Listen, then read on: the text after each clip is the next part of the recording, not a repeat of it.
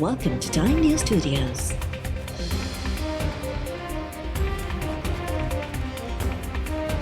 You are watching 12 p.m. Bulletin. सॼे मुल्क में बिजलीअ जे डिघे ब्रेकडाउन खे 12 कलाक गुज़री विया पर तवानाई वारी वज़ारत अञा ताईं फॉल्ट जो असुल कारण मालूम न करे सघी। तरबेला पावर प्लांट में सिस्टम जी बहालीअ खां पोइ मरहलेवार बिजलीअ जी फ़राहमी शुरू करण जी दावा। पावर डिवीज़न जे तर्जुमान जो चवणु आहे त इस्लामाबाद, पिशावर, मुल्तान, गुजरात, मंडी बहाउद्दीन ऐं जहलम में बिजली बहाल कई वई आहे। राति 12 वॻे बिजली बंदि थियण सबबि सॼे मुल्क में ब्लैकआउट थियो। शुरूआती रिपोर्ट मूजिबि गुड्डू पावर प्लांट में 11:41 ते फॉल्ट थियो। हाई ट्रांसमिशन लाइन ट्रिप थियण सबबि सिस्टम फ्रीक्वेंसी 50 मां 40 ते अची वई। बिजलीअ जे ब्रेकडाउन जी जांच लाइ कमेटी क़ाइमु कई वई।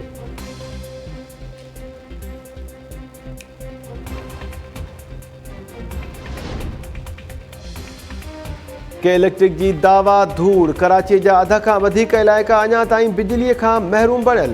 के इलेक्ट्रिक तर्जुमान दावा कंदे चयो आहे त लांढी, मलीर ऐं शाह फैसल कॉलोनीअ जे कुझु इलाइक़नि में बिजली बहाल कई वई आहे। Federal B area, block 16, buffer zone, Ancholi, नया नाज़माबाद में बि बिजली बहाल करण जी दावा। जिन्ना इंटरनेशनल एयरपोर्ट ते जनरेटर्स हलाए कमु कयो पियो वञे। हैदराबाद, जामशोरो, सखर, जेकबाबाद, घोटकी, दादू, ठट्टो, सिजावल, नवाबशाह ऐं ॿियनि ज़िलनि जे अक्सर शहरनि ऐं इलाइक़नि में बि बिजली बंदि हुअण करे अवाम परेशान रहियो। बिजलीअ जे ब्रेकडाउन सबबि अक्सर शहरनि में मोबाइल फ़ोन सर्विस बि जुज़वी तौर मुअतल रही।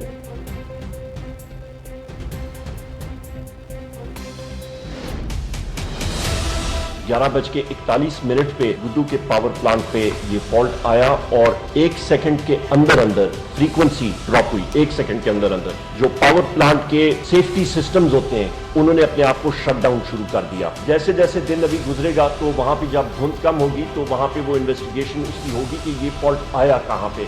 हतमी मैं वजूहात में जा नहीं सकता जब तक इन्वेस्टिगेशन और वो मुकम्मल ना हो कि ये फॉल्ट आया कहां पे। 500 केवी के 3 सर्किट निकलते हैं। ये इस वक्त पता नहीं लग रहा कि किस सर्किट में वो आया था फॉल्ट। इसके बाद हम लोग इंक्वायरी ऑर्डर करेंगे, इंडिपेंडेंट इंक्वायरी होगी और उसकी जो हकायक हैं और वो चीज़ें वो सामने आ जाएंगी। 2013 से लेके 2018 तक साबका हुकूमत में 8 फॉल्ट्स आए थे।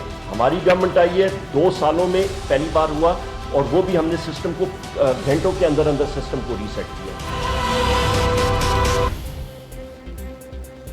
वफ़ाक़ी सरकार बिजलीअ जे ब्रेकडाउन जी आज़ाद जांच कराइण जो ऐलान करे छॾियो। तवानाई वारे वफ़ाक़ी वज़ीर उमर अयूब चयो आहे त गुड्डू पावर प्लांट जे सर्किट्स में फॉल्ट आयो त 1 सेकंड अंदर फ्रीक्वेंसी ड्रॉप थी वई। फॉल्ट सां 10,302 मेगावाट बिजली सिस्टम मां आउट थी वई। पाकिस्तान में पहिरियों भेरो अहिड़े क़िस्म जो ब्रेकडाउन थियो आहे।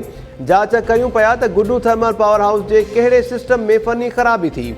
कोहीड़ो ख़त्म थियण बाद गुड्डू थर्मल पावर हाउस में फॉल्ट जा कारण मालूम करण लाइ जांच कई वेंदी। तरबेला पावर प्लांट जे सिस्टम मां बिजलीअ जी फ़राहमी शुरू थी चुकी आहे। मुल्क में मुकमल तौर बिजलीअ जी बहालीअ में कुझु कलाक लॻी वेंदा। सुसंभा वारे वफ़ाक़ी वज़ीर शिबली फराज़ चयो आहे त माज़ीअ जी हुकूमतुनि तवानाई जे शोबे ऐं बिजलीअ जी पैदावार ते ध्यानु न ॾिनो। बिजली मुल्क लाइ किरंगे जे हॾे जी हैसियत रखे थी। तंहिं हूंदे बि केतिरा ई पैदावारी प्लांट्स बंदि पियल आहिनि। मौजूदा हुकूमत बिजलीअ जी रसद वारे निज़ाम खे बहितर करण ते ध्यानु ॾेई रही आहे।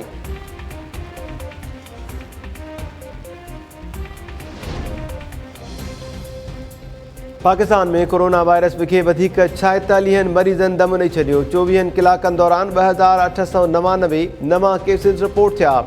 NCOC मूजिबि गुज़िरियल ॾींहुं 44,410 शहरनि जा नमूना वरिता विया। कोरोना टेस्ट मस्बत अचण जी शरह 6.5% रही।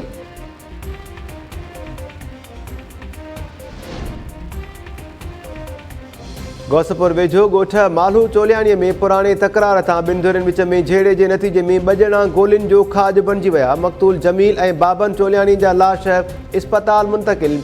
धुरनि में छिकताण सबबि इलाइक़े में 10 काव पकड़ियल। पुलिस जूं मुख़्तलिफ़ इलाइक़नि में कार्रवायूं, का बि गिरफ़्तारी अमल में न अची सघी।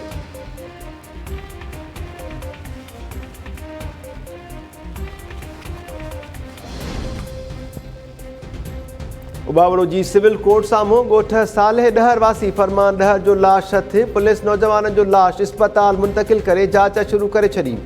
कराची जे इलाइक़े पोर्ट कासिम वटां सिक्योरिटी गार्ड जो लाश मिलियो। पुलिस जो चवणु आहे त 50 वरहनि जे अली मुराद जो ड्यूटीअ दौरान तबई मौत थियो।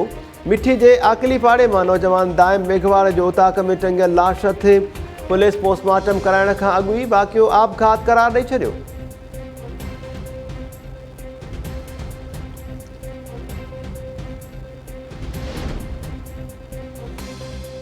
दादू में औरत सां मुबैना तौर इज्तिमाई ज़्यादतीअ जो 2 भाइरनि ख़िलाफ़ केस दाख़िल। सूरजाबाद पाड़े वासियुनि साइमा पीरज़ादो मेडिकल लाइ अस्पताल मुंतक़िल। पुलिस जवाबदार बख्शल ऐं पप्पू चन्नो ख़िलाफ़ केस दाख़िल करे वरितो।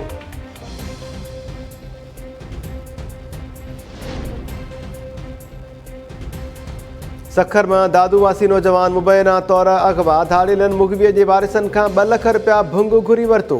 वारिसनि मूजिबि नौजवान अमीर अली 4 ॾींहं अॻु कबूतर वठण लाइ सखर वियो, जितां वापसि न मोटियो। धाड़ेलनि फ़ोन करे 2 लख रुपया भुंग घुरियो आहे। पुलिस वाक़े खां अणॼाण बणियल।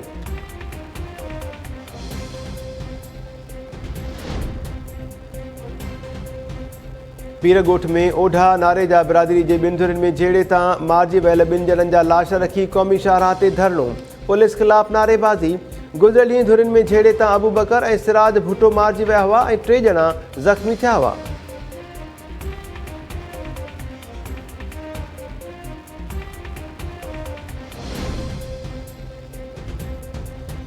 खैरपुर में पुलिस जे मुबैना तशद्दुद में फौत थी वियल पोहरियत सरफराज़ खोखर जो 10 ॾींहनि बाद केस दाख़िल। FIR में B सेक्शन थाणे जो SHO ग़ुलाम हैदर बिरोही, वॾो मुंशी शकूर नारे जो समेत पुलिस अहलकार बि नामज़द। पोती पोहरियत जे वारिसनि पारां केस में नामज़द पुलिस अहलकारनि खे फौरी तौर गिरफ़्तार करण जो मुतालबो।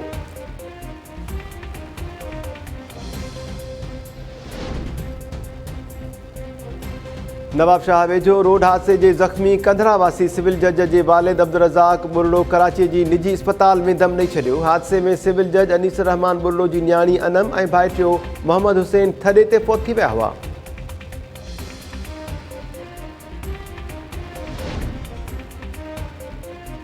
सिंध में कोहीड़े जो राज बरक़रार। अक्सर शहरनि में क़ौमी शाहराह ट्रैफ़िक लाइ बंदि। मोरो में ॼाञनि जी गाॾीअ सां हादसे जे नतीजे में 2 औरतुनि समेत 8 ॼणा ज़ख़्मी थी पिया। मनहड़ो में बि ॼाञनि जी डाटसन पाणीअ जी खॾ में किरण सबबि मासूम ॿारनि समेत केतिरा ई माण्हू ज़ख़्मी थी पिया।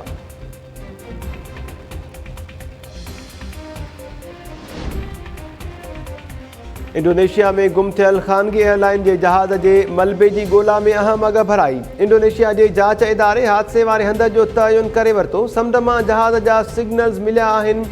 मलबे जा कुझु हिसा ऐं हिकु फोती मुसाफ़िर जो लाश ऐं कुझु इंसानी उज़वा बि हथ करण जी दावा। जहाज़ जकार्ता खां ओलहंदे सूबे वेंदे गुम थियो हुयो। जहाज़ में अमले समेत 60 खां वधीक मुसाफ़िर सवार हुआ।